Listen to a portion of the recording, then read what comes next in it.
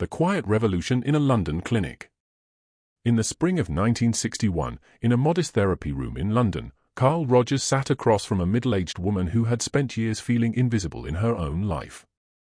The room was simple: 2 chairs, a small window overlooking a grey English sky, and an atmosphere of complete acceptance that felt almost sacred. What happened in that session would challenge everything psychology understood about human consciousness. The woman, whom we'll call Margaret, had come to Rogers after trying multiple therapists. She described feeling like she was living behind a thick glass wall, watching life happen to other people while she remained trapped in a performance of who she thought she should be. Rogers didn't offer advice. He didn't interpret her dreams or analyze her childhood. Instead, he did something that seemed almost too simple to be revolutionary: he listened with his entire being. As Margaret spoke, Rogers noticed something extraordinary happening. Her words began to shift. The rehearsed phrases she'd used with other therapists fell away. Her voice, which had started as a carefully modulated performance, became raw and authentic. And in that authenticity, something awakened in her, a recognition of her own inner experience that she'd spent decades avoiding. This moment exemplified what Rogers called the fully functioning person, someone who had moved beyond the layers of conditioning, expectation, and performance to touch something deeper within themselves. But Rogers saw this not as an endpoint, but as an awakening to a different way of perceiving reality altogether. What Rogers discovered in his decades of therapeutic work went far beyond clinical psychology. He identified a state of consciousness, a way of being in the world, that allowed certain individuals to perceive aspects of human existence that remained hidden to others. He didn't call it spiritual awakening explicitly, but his descriptions align perfectly with what mystics and contemplatives have described for millennia. The question that haunted Rogers throughout his career was this: what exactly do these awakened individuals see that others cannot? And more importantly, how does one develop this capacity for deeper perception? The answers Rogers discovered would challenge not just psychology, but our fundamental understanding of what it means to be fully human. Beyond the constructed self. Rogers understood something profound that most people never grasp: we spend the majority of our lives living as someone we're not. From childhood, we learn to construct a self based on conditions of worth, the requirements others place on us for love, acceptance, and belonging. A child learns quickly: I am loved when I am quiet. I am praised when I achieve. I am accepted when I conform. Over years and decades, these conditions accumulate like layers of paint on a canvas, until the original surface, our authentic self, becomes completely obscured. Rogers called this the conditions of worth problem, and he saw it as the fundamental source of human psychological suffering. We become so identified with this constructed self that we lose touch with what he called our organismic experience, the direct, immediate, felt sense of who we actually are beneath all the conditioning. But here's where Rogers' insight becomes truly profound: spiritually awake people have somehow managed to dissolve or see through this constructed self.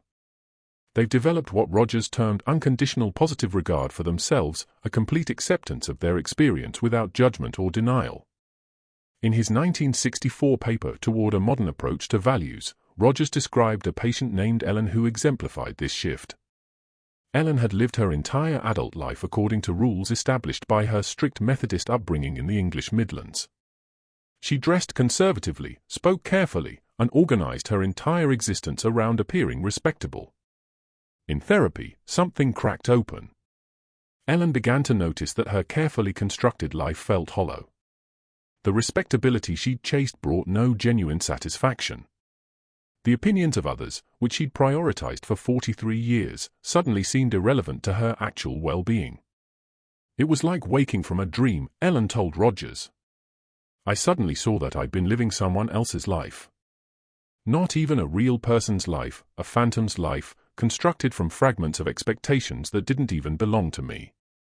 This is the first thing awakened individuals see: the constructed nature of identity. They recognize that what most people call I is actually a collection of learned responses, internalized voices, and conditioned patterns that have very little to do with their authentic being. Rogers observed that when individuals touch this recognition, they often experience a period of disorientation. The familiar landmarks of identity dissolve. The usual ways of making decisions, based on external approval or internalized rules, no longer function. This can be frightening, but it's also the doorway to a more authentic existence. The awakened person begins to operate from what Rogers called the organismic valuing process, an internal guidance system that responds directly to experience rather than to concepts about experience. They develop an exquisite sensitivity to their own felt sense of rightness or wrongness about situations, relationships, and choices. This isn't the same as mere self-indulgence or impulsivity. Rather, it's a profound attunement to one's deepest wisdom, what Rogers believed was an inherently trustworthy inner compass when freed from distortion. But seeing through the constructed self is only the beginning of what awakened individuals perceive. The second insight goes even deeper into the nature of human connection. The hidden reality of human connection. In 1969, Rogers conducted an intensive group therapy workshop in the Lake District, bringing together strangers for 5 days of deep psychological work. On the third day, something extraordinary happened that would shape his understanding of human consciousness for the rest of his life. A man named James, a solicitor from Manchester, had spent 2 days maintaining an impressive facade of competence and control. He offered helpful observations to others, asked thoughtful questions, and presented himself as someone who had his life well in hand. But Rogers sensed something beneath the performance, a deep well of unexpressed pain. During one session, Rogers simply said, "James, I notice you're always caring for others in this group. I wonder what it would be like if you allowed yourself to be cared for." The question pierced through James' defenses. His face crumbled, and he began to weep with an intensity that startled everyone in the room. For 20 minutes, James sobbed while the group held space for him. He later described this as the first time in 36 years that he'd allowed anyone to see his vulnerability. But here's what Rogers noticed. As James wept, something shifted in the entire group. The usual boundaries between people, the polite distance, the protective barriers, seemed to dissolve. Several group members began crying themselves, not from sadness, but from a sense of profound connection to James' humanity and their own. This is what Rogers came to understand as the second sight of awakened individuals. They perceive the deep interconnection between all human beings, beneath the surface separateness. Most people experience themselves as isolated units, separate minds in separate bodies, connected only through language and shared activities. But awakened individuals perceive something different, a fundamental interconnectedness that exists prior to separation. Rogers didn't use mystical language to describe this, but his observations align perfectly with what contemplative traditions call the non-separation arc into being. He noticed that in moments of genuine encounter, when two people meet without pretense or performance, something happens that transcends individual psychology. He called these moments the meeting of persons, and he believed they represented access to a different dimension of human experience. In such moments, Rogers observed, people report feeling seen at a level beyond words, experiencing a recognition that touches something essential in their being. The awakened person has developed a capacity to facilitate and rest in this depth of connection consistently, not just in rare moments. They've learned to drop the protective mechanisms that most people maintain, the subtle ways we hide ourselves while appearing to be open. Rogers identified several capacities that enable this deeper perception of connection. First, awakened individuals have developed what he called congruence, a complete alignment between their inner experience and outer expression. They don't hide behind social masks or maintain false personas. This authenticity creates a field of safety that allows others to become authentic as well. Second, they've cultivated genuine empathy, not the performance of empathy, but an actual capacity to sense into another person's subjective experience. Rogers described this as walking in another's shoes, but it's more than imaginative projection. It's a subtle sensing ability that perceives the emotional reality of others directly. Third, they maintain what Rogers called unconditional positive regard, a complete acceptance of another person without judgment, without the need to fix or change them. This isn't passive acceptance, but an active appreciation of another's humanity regardless of their behavior or circumstances. When these three capacities are present, congruence, empathy, and unconditional positive regard, Rogers observed that something almost magical happens in human relating. Defenses lower. Authenticity emerges. The usual games people play in relationships dissolve, and something real can occur.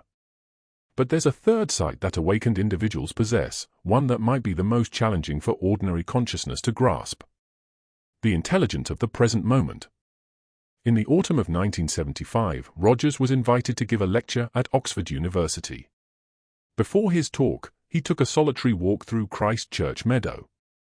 It was a grey October afternoon, the kind of weather that defines English autumn, cool, misty, and somehow both melancholic and beautiful. As Rogers walked, he noticed something about the quality of his own awareness. His mind wasn't churning through his upcoming lecture, rehearsing points or anticipating questions. Nor was it lost in memories or regrets. Instead, his consciousness seemed perfectly placed in the immediate experience, the dampness on his skin, the sound of his footsteps on gravel, the particular quality of light filtering through clouds. He realized that this quality of presence, this complete inhabitation of the present moment, was precisely what he'd been observing in his most psychologically healthy clients.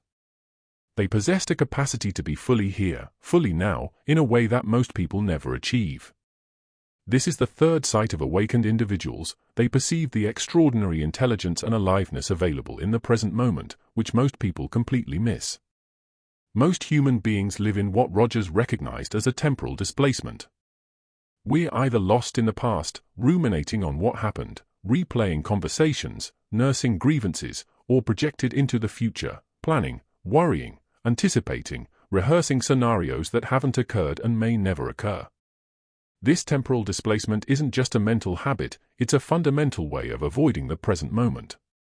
And we avoid the present moment, Rogers understood, because it often contains uncomfortable feelings, unresolved tensions, or truths we'd prefer not to face. But awakened individuals have developed a different relationship with now. They've discovered that the present moment, when fully inhabited, contains a kind of intelligence that doesn't exist in past memories or future projections. Rogers observed this particularly in the context of decision-making. Most people make decisions through a laborious process of analysis, weighing pros and cons, consulting rules or principles, or trying to predict outcomes. This approach has its place, but Rogers noticed that his most psychologically mature clients accessed something different. They had developed what he called the organismic valuing process, a capacity to sense directly into the rightness or wrongness of a choice. This wasn't impulsive or irrational. Rather, it was a highly sophisticated form of knowing that integrated far more information than conscious analysis could ever process. A patient named David illustrated this beautifully. David was a physician in London, trained in rigorous scientific thinking. He came to Rogers feeling paralyzed about whether to accept a prestigious position at a hospital in Edinburgh or remain in his current position in London, where he felt more personally connected to his patients. David had spent months creating lists, analyzing factors, consulting colleagues. Every rational analysis suggested he should take the Edinburgh position, more prestige, better salary, greater opportunities. But something in him resisted. Rogers asked David to set aside analysis and simply notice what he felt in his body when he imagined each choice. When David imagined accepting the Edinburgh position, he noticed a tightening in his chest, a subtle contraction. When he imagined staying in London, even with its disadvantages, he felt an expansion, a sense of rightness that bypassed rational justification. But that doesn't make sense, David protested. I can't make a major life decision based on a feeling. What if, Rogers asked, that feeling contains more wisdom than your analysis? David eventually chose to stay in London. 3 years later, he told Rogers it was the best decision of his life, not because the external circumstances were better, but because he'd honored something authentic in himself rather than following what he thought he should do. This is what awakened individuals perceive. The present moment contains a form of intelligence that transcends conceptual thinking. This intelligence operates through felt sense, through intuition, through a kind of knowing that doesn't require justification but proves itself through its outcomes. Rogers connected this to what he observed in creative individuals. When artists, musicians, or writers are in a state of flow, they're not thinking about what they're creating, they're responding moment by moment to what wants to emerge. This same capacity exists in everyday life for awakened individuals. They've learned to trust the subtle signals of their organism, the expansion or contraction, the sense of rightness or wrongness that speaks before language can articulate. But perhaps the most profound sight of awakened individuals is one that challenges our fundamental understanding of growth and change. The actualizing tendency.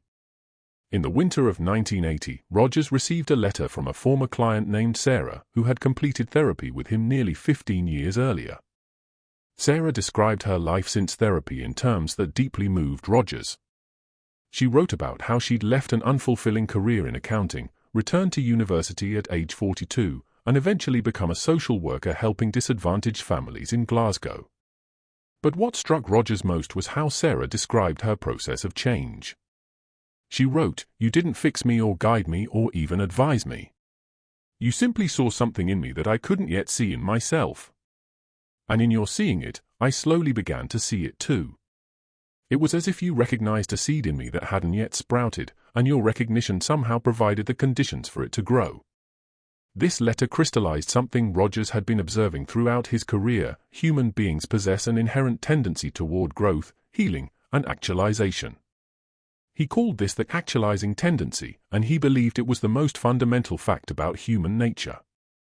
This is the fourth sight of awakened individuals. They perceive this actualizing tendency in themselves and others, and they trust it completely.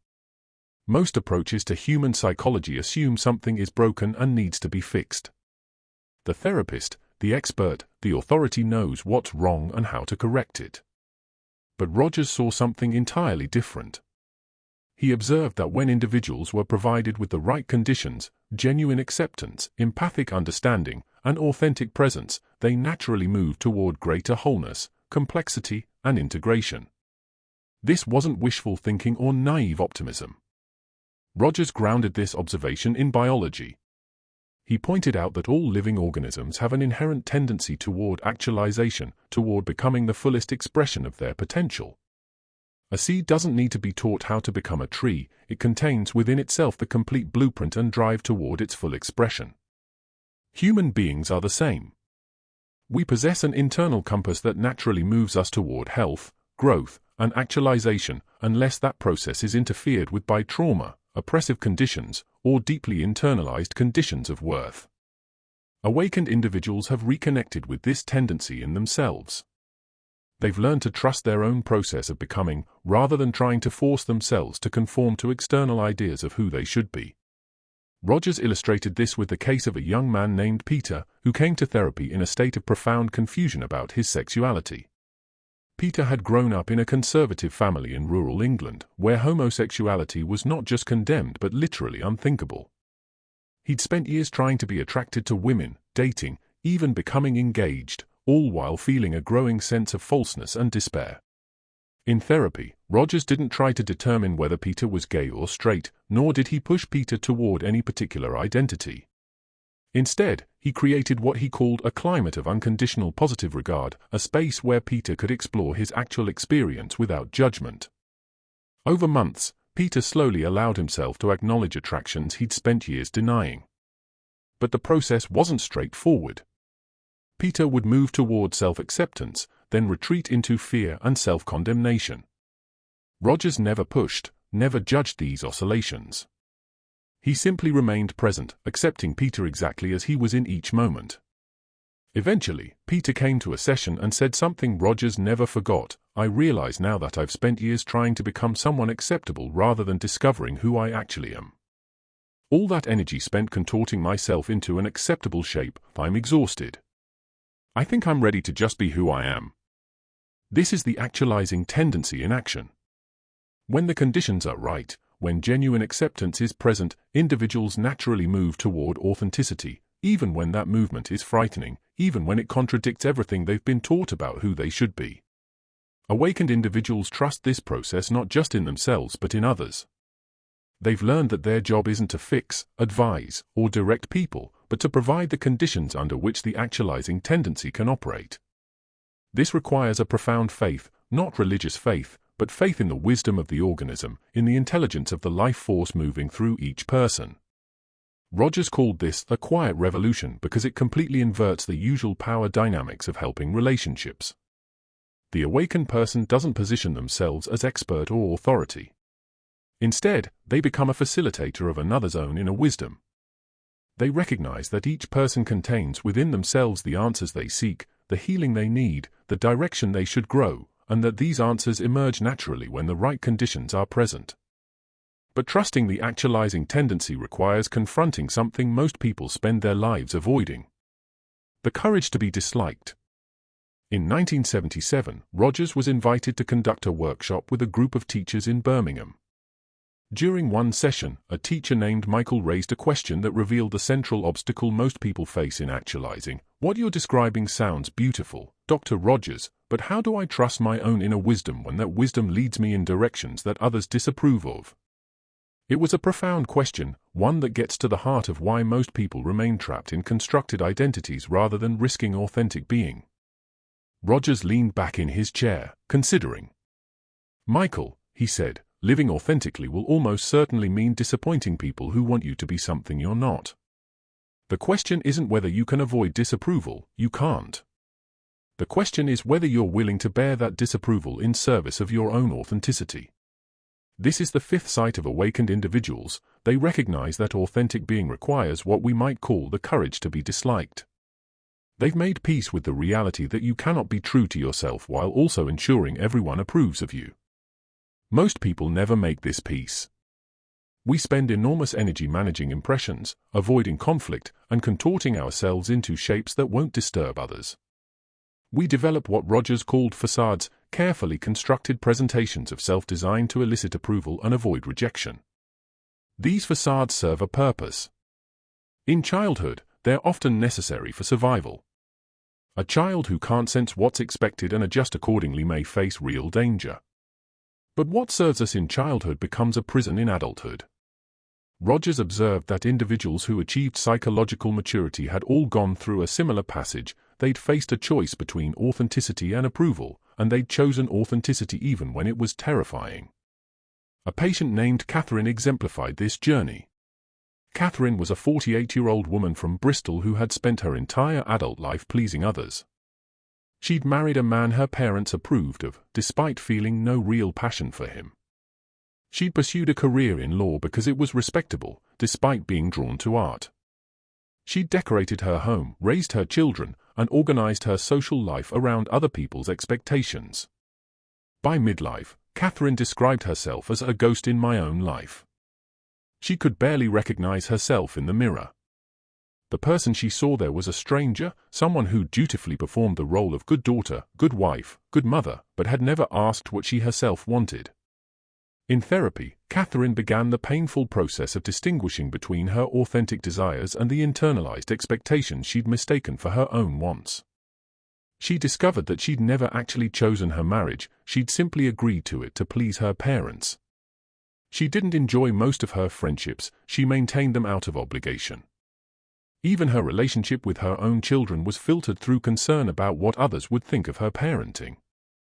The moment of awakening came when Catherine said, "I don't know who I am. I've spent 48 years becoming who I thought I should be, and now I realize I never asked who I wanted to be." Rogers asked Catherine what would happen if she started making choices based on her own organismic experience rather than external expectations. Catherine's face went pale. "People would be hurt," she said. "People would be angry. They'd think I was selfish. They might even hate me." "Yes," Rogers said gently. "They might. Can you bear that?" This is the question every awakening requires us to face. Can we bear being disliked, disapproved of, or rejected when living authentically requires it? Catherine eventually decided she could.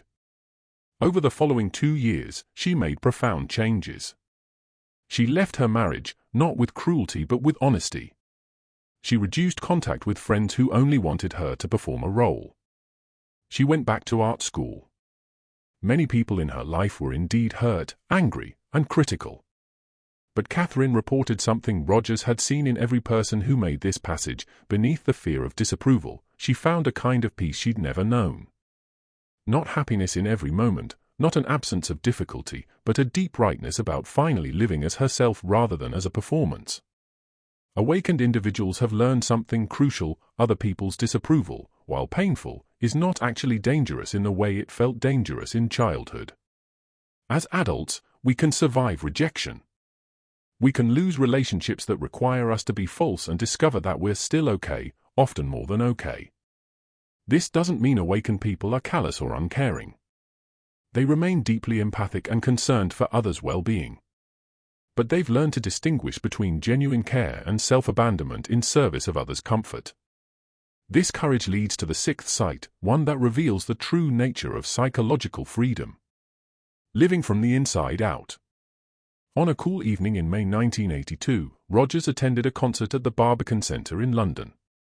The performance was Beethoven's Late String Quartets, music that Rogers found particularly moving because of its naked emotional honesty.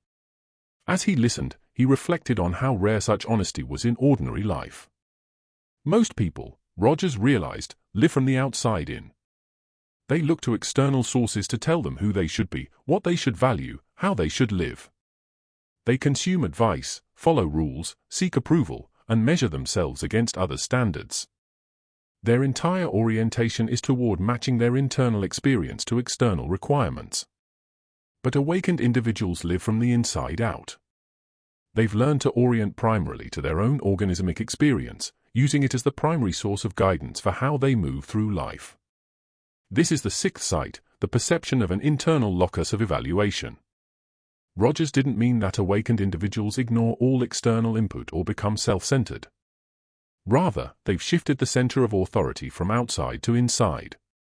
They still consider others' perspectives, still learn from external sources, still care deeply about relationships.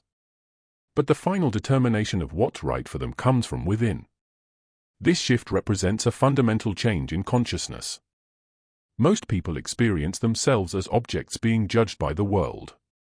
Awakened individuals experience themselves as subjects evaluating their own experience. Rogers saw this most clearly in how people made decisions.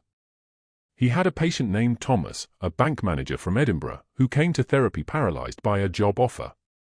A competitor bank had offered him a position with significantly more prestige and money, but something in Thomas resisted. Thomas spent weeks making lists of pros and cons, consulting friends, seeking advice from mentors. Every external voice told him the same thing: take the job. But Thomas felt increasingly anxious as the decision deadline approached. Rogers asked Thomas a simple question: if there were no other people in the world, no one to impress, no one to disappoint, no one whose approval mattered, what would you choose? Thomas sat in silence for nearly 5 minutes. Then tears began rolling down his face. I'd stay where I am, he said quietly. I actually love my current position. The people I work with feel like family. The work itself, while not prestigious, feels meaningful to me. But that seems so foolish. Everyone else thinks I'm crazy not to take this opportunity. Who's living your life? Rogers asked. You or everyone else? This question captures the essence of the shift. Awakened individuals have recognized that they are the ones who must live with their choices, inhabit their relationships, and experience the consequences of their decisions. No one else can do this for them. Therefore, they've learned to privilege their own inner knowing, not in narcissistic isolation, but as the primary source of wisdom about their own lives. This internal locus of evaluation shows up in small ways as well as large. An awakened person might choose to leave a party early because they're genuinely tired, even if it might seem rude. They might pursue an interest that others find strange because it brings them alive. They might end a relationship that looks good from the outside because it feels dead on the inside. These choices often perplex others, who project their own values and assume everyone should want the same things. But awakened individuals have learned that different organisms have different needs, different rhythms, different optimal conditions for flourishing. Rogers connected this to his observation of the fully functioning person. Such individuals, he noted, showed remarkable flexibility and adaptability because they weren't bound to rigid rules or fixed identities. Instead, they responded freshly to each new situation based on their direct experience. This way of being requires profound self-trust. Most people don't trust themselves. They've learned through years of conditioning to doubt their own perceptions, discount their own feelings, and defer to external authority. Awakened individuals have reclaimed this trust, not through arrogance but through careful attention to their own experience and its reliability as a guide. But there's one final sight that awakened individuals possess, perhaps the most transformative of all. The paradox of becoming. In the final years of his life, Rogers reflected deeply on what he'd learned from decades of therapeutic work and from his own journey of becoming. He arrived at a paradox that he believed was central to human awakening. Real change occurs not when we try to become something we're not, but when we fully accept what we are. This is the seventh and perhaps most subtle sight of awakened individuals. They recognize that psychological growth doesn't come from self-improvement in the conventional sense, but from radical self-acceptance. Most approaches to personal development are built on a model of deficiency. Identify what's wrong with you, then fix it. Set goals for who you should become, then force yourself to change. This approach assumes that you're fundamentally inadequate and need to be improved. But Rogers observed something completely different in his therapeutic work. He noticed that individuals changed most profoundly not when they tried to change, but when they stopped trying to be anything other than what they were. He called this the paradoxical theory of change. Individuals become capable of change when they fully accept themselves as they are. This seems counterintuitive. If I accept my anxiety, won't it persist? If I accept my anger, won't it remain? If I accept my limitations, won't I be stuck with them forever? Rogers discovered the opposite was true. When individuals stopped fighting their experience and instead brought full acceptance to it, the experience itself began to transform naturally. He illustrated this with a patient named Joan, who struggled with debilitating social anxiety. Joan had spent years trying to overcome her anxiety through various techniques: positive thinking, exposure therapy, affirmations about confidence. None of it worked.